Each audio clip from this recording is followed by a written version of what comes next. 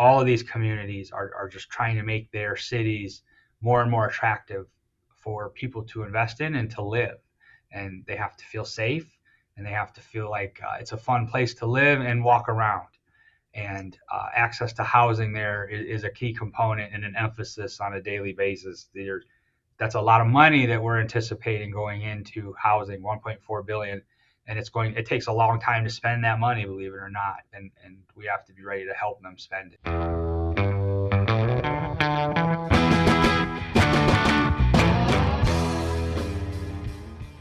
Welcome to Deals and Developments, a real estate podcast from the Dykema Law Firm. I'm your co-host, Rochelle Lento, leader of Dykema's Affordable Housing Practice Group. And I'm going to let my colleague, Jarrod, introduce himself.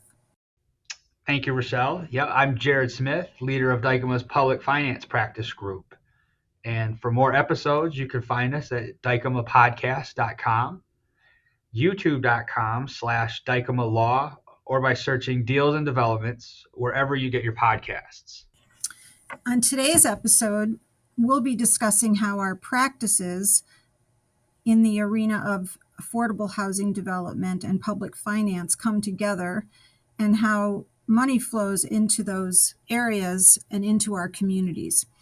So my practice is part of the real estate group in the Dykema Detroit office, but my entire focus is on affordable housing, and I work primarily with nonprofit developers who are building low-income housing for families and or seniors in the metropolitan Detroit area throughout the state of Michigan.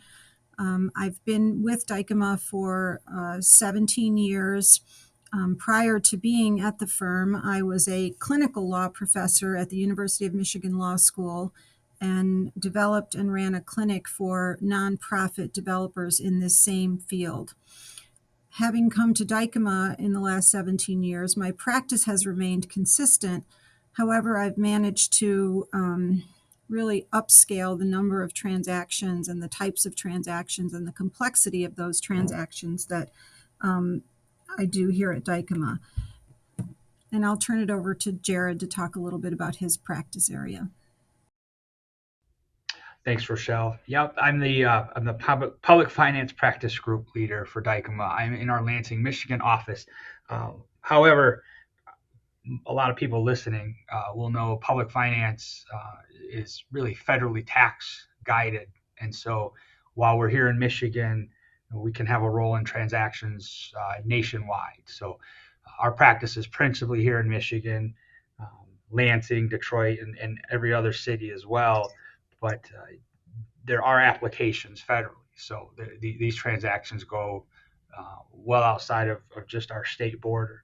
With that said, my background started with the Michigan Attorney General's office. So still in a public finance role, but focused on state level bond transactions. And that's really what that equates to is the selling of bonds that are the interest on those bonds are tax exempt, and then the money from that sale is used to finance all types of projects that have a public or government purpose. So whether that's state roads or schools or just revenue streams for the state treasury or capital improvement projects for schools or some type of municipality, cities, townships, villages. So one of the ones we just closed last year was new public safety facilities for the city of Lansing, capital improvement bonds. So it's all types, and that's what led me to Dykema. Private practice gave me the opportunity to do and serve more clients than just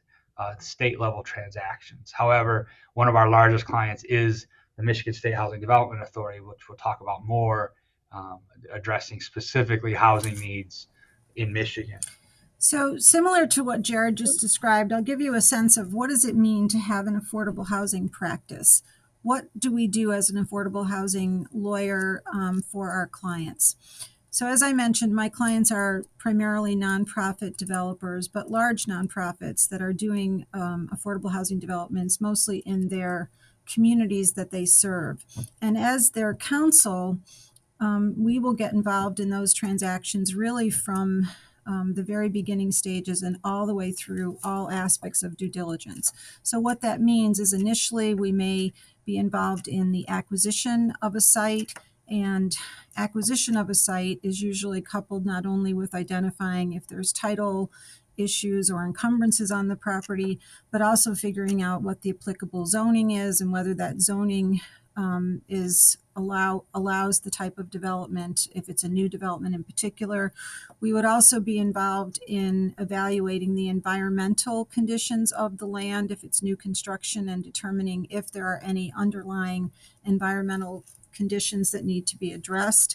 So that part of the process is usually referred to as site control. And once we have site control, our clients would normally be then in the process of applying for various types of funding from a number of different agencies. MISHDA, as Jarrod mentioned, is an agency that is involved really in every single affordable housing transaction that's done in the state of Michigan, especially if it's rental housing, but really any type of affordable housing. So once an application for financing is being put together, we would assist the client with some organizational structuring in Michigan, particularly in the area of low-income housing tax credits, which is the primary driver of affordable housing in most deals. It requires a specific type of partnership or limited liability company called a limited dividend housing association that we would assist the client with structuring. Beyond the organizational structuring, title, and environmental, we would also assist the client with just a host of due diligence matters, ranging from review of an architectural agreement, review of a construction contract, review of a management agreement, review of any tax issues that affect the deal, and then perhaps the most important piece is reviewing all of the loan documents. And in most transactions, it is typical to have the city of Detroit, if it's a project in the city, will provide financing. As I said, MISHDA is on every transaction, and then often there's also financing from the Housing and Urban Development Department.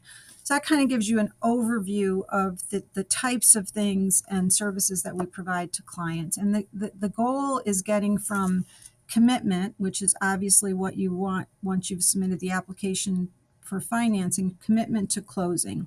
Closing means closing on all of the construction financing, as well as if it's tax credit deal, getting equity from an investor. And that gives the client the ability to start construction or start rehab on a project. So I often say that the process is getting from commitment to closing. That process can take anywhere from 3 months to 3 years. It really depends on what's going on with a particular project. Sometimes people ask, what's a typical transaction? And my answer to that would be there is no typical transaction, really. There are some examples. I can give you an example of one that we just closed on last year. It was a multi-building historic rehab in Southwest Detroit.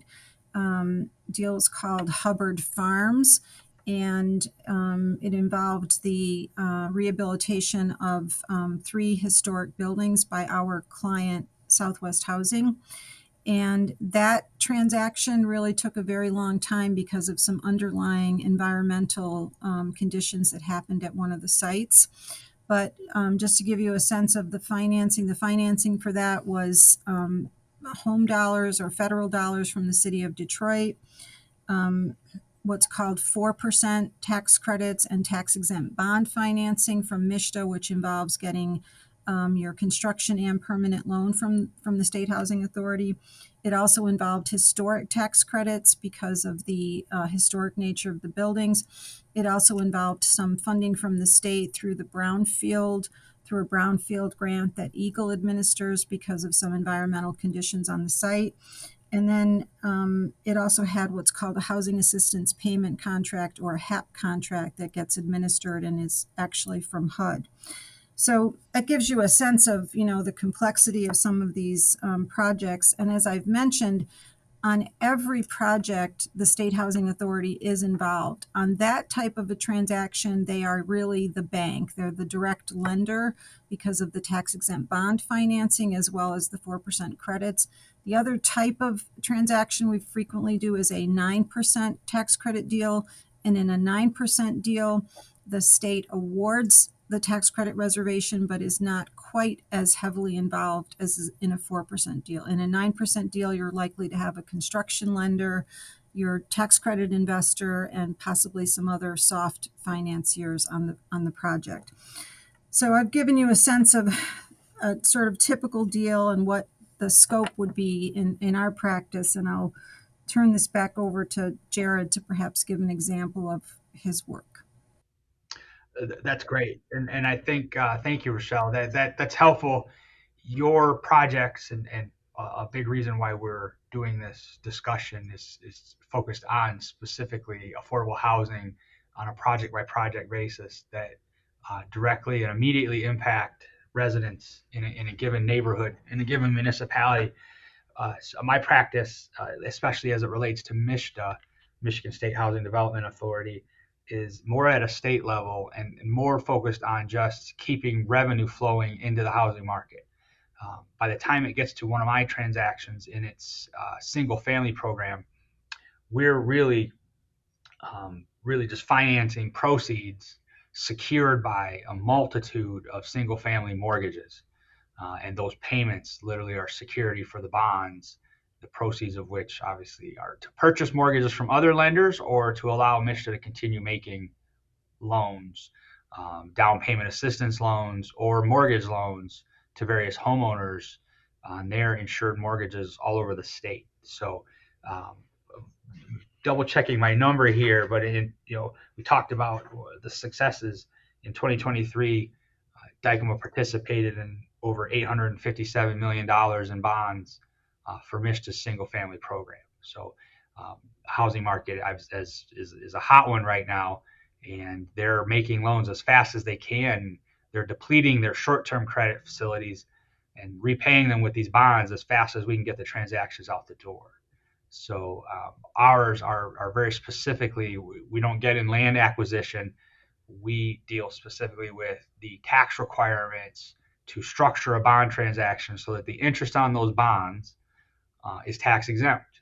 And that's the value of a public finance practice and attorney, or securities where if you're a bondholder, your interest earnings are tax exempt, and that's the magic of this. So that's obviously means a lot more income in a bondholder's pocket, whether you're an institutional investor or even someone who has $5, $10, $15,000 that they might want to put into a few of the bonds. So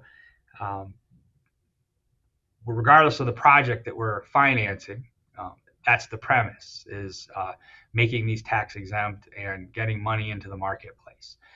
Money that Mishta might not have just in its general fund, right? You borrow these over time. Sure, there's still an interest component to that borrowing, but it's over the course of 30 or so years, and where they can blend their amortization on all their bond issuances so that they have a steady payment stream over the course of a few decades. However, we are part of a public finance practice group that's within a government policy group here at Dykema. That includes our government policy advisors, which would be our lobbyists. That also includes our other parts of our jobs, which is advising these clients on how we can make transactions easier or how we can help them with legislation to make more programs available, or even, which we've done in the past, helping with interlocal agreements among agencies to provide more types of housing services, or to help them streamline even their review of mortgage applications, making sure they're meeting the requirements of the housing agencies in the federal government. So we're able to make that collaboration as a larger group here that can even draft legislation if we need to try to help expand housing availability or other projects, other public finance projects, especially in Michigan. So one thing that strikes me, Jarrod, about what you just mentioned is that I need to figure out a way to connect our clients that are doing the development with those public policy advisors in our Lansing office, because I'm sure that they would have many ideas about legislative or policy changes that need to occur. But I also want to just comment, I know you gave some statistics about the numbers and the dollar amounts that we were involved in. just from the perspective of my practice, I believe last year I closed on about 9 affordable housing transactions, which doesn't sound like that many, but they, as I said, they can take anywhere from 3 months to years. And this year, just to give you a sense of the volume, I have 17 affordable housing transactions that need to close in this calendar year. And one of the things that has struck me that has changed a bit in the practice is the amount and the different sources of gap financing that's available to these developments. They used to be simpler in the sense that we would have, dollars from the state housing authority, perhaps one source from the city, and maybe some other funding come in. Now there's really an alphabet soup, if you will, of federal sources, and I'll just mention a few of those that are really prevalent on almost every deal. We have ARPA funds from the American Rescue Plan Act. So those funds were approved during COVID and are still available for development projects. They have a time limit, so they have to be spent by 2025, I believe. We also have SARA funds, which again is a COVID relief source of financing that is also available as a gap financing source. The more traditional sources were community development block grant funds, which are usually available for infrastructure, and home investment partnership funds, which are available for very flexible costs on a development project, are still quite available. We also now have a housing trust fund. We have housing trust fund dollars at the state level and at some local levels that are another source of financing for these transactions.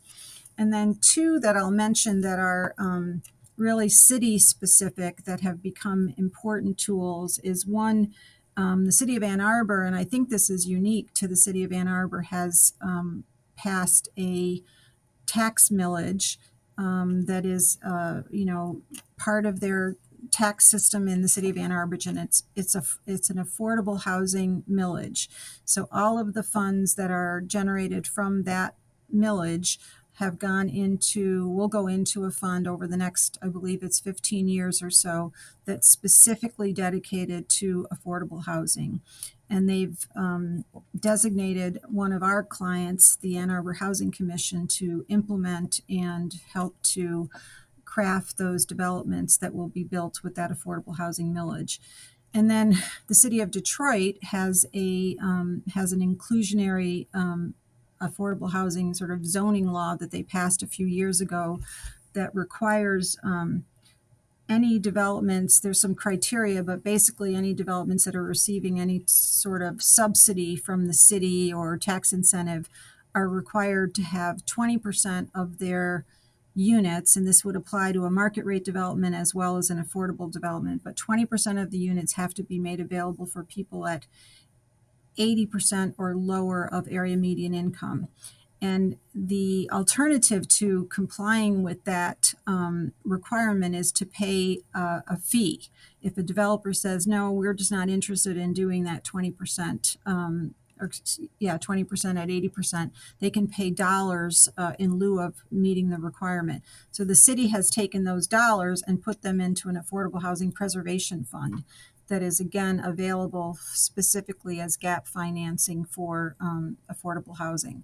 So my point with this here is that it really takes some creativity and some knowledge to really keep up with the various sources that are out there to support affordable housing. That's terrific. You'll be interested to know, Rochelle, and that will help drive the point home that this isn't scripted. We represent the city of Ann Arbor, right? I am bond counsel for city of Ann Arbor, and we have assisted them with some of their interpretation questions on that very ballot proposal to help them make sure they're getting as many funds as they can into their housing developments within that city. So it's kind of nice. You just made an unintentional pitch for Dykema. That's your holistic solutions for all things housing, right? With whether it's respect to the federal requirements for financing and the various incentives that are available, or how we can and have advised various municipalities when they're trying to come up with their own projects, right down to helping them write their ballot proposals, making sure they're compliant with their charter and getting everything approved properly by their city councils or commissions. So it's all here, and if something's not there, then that's when we turn to the legislature with the rest of our team. So, Jarrod, maybe you want to just mention how important this is in the state of Michigan. I know in the governor's recent State of the State address, she really focused on and highlighted the need for more affordable housing in Michigan. That's right. The governor just set a goal in her State of the State address for 75,000 more units over the next 5 years, and noted that since she's taken office, they've rehabilitated around 34,000 units. And the future, looking to invest 1.4 billion more into either building or rehabilitating housing. So, in addition to Ann Arbor, we also represent the city of Lansing, and all of these communities are just trying to make their cities more and more attractive for people to invest in and to live. And they have to feel safe, and they have to feel like it's a fun place to live and walk around. And access to housing there is a key component and an emphasis on a daily basis. That's a lot of money that we're anticipating going into housing, 1.4 billion, and it takes a long time to spend that money, believe it or not, and we have to be ready to help them spend it. Right. And the other thing I just want to point out is that we've talked about affordable housing, and a lot of people, a lot of times people say, how do you define affordable housing? And it's really these days kind of an interesting question. In HUD speak, if you will, it's usually just defined as anyone who's at 60% or less of area median income. Lately, there's been some effort to have that be 80% of area median income. But I want to point out that what we've found is really important is not only that we're building housing for low income people and homeless. Many of my clients build housing for formerly homeless individuals, but there's this other population out there, and it's been referred to as workforce housing or other types of housing. It's the housing that's needed for people who are in kind of low wage jobs. And MISHDA, to their credit, has established a program called the Missing Middle Program. And it kind of is addressing the housing that's needed, more for the folks that are in that workforce housing constituency. So not just low income housing is needed, but there's housing also needed for those people who might work at McDonald's, or even people that are working at low wage fixed income kind of jobs. So I think that the state is recognizing, as well as most of our cities, that affordable housing is more than just low income housing. That's exceptional. I think that's exactly right. Michigan has an entire department now devoted to attracting people to want to live in Michigan and to stop them from getting their education and then departing for other states for various reasons. So that starts with young professionals finishing up school and wanting them to settle down and have their roots here in our Michigan cities, and as they start their career. And on the other hand, the rent in some of these facilities or some of these housing units is pretty expensive. So, you know, some of that will be fixed with additional supply of housing, right? It's very competitive right now. It's very hard to find housing. So the more of that becomes available, it'll become more affordable for young professionals to make this their home. So clearly there's overlap between Dykema's public finance practice and our affordable housing practice that's focused here in Detroit and throughout the state of Michigan. And we've given you today, hopefully, a flavor of both of those practice areas, and hope to speak with you again in the future about even some more specific areas that both of us are involved in. But I think for today, we want to thank you for joining, and I'll see if Jarrod has any final words. I agree. The overlaps there. Housing's a topic that's here to stay. So I foresee we'll be back talking about different hot topics related to housing as they come up and how we can help. But in the meantime, obviously, if there are questions, that's what we're here for. And I think between the two of us, we can easily address them or get them fixed. So thank you today for joining us. Again, my name is Rochelle Lento, and I'm the Affordable Housing Practice Group Leader here in Detroit. And I'm Jarrod Smith, Public Finance Practice Group Leader for Dykema in Lansing, Michigan. We look forward to seeing you next time on Deals in Development.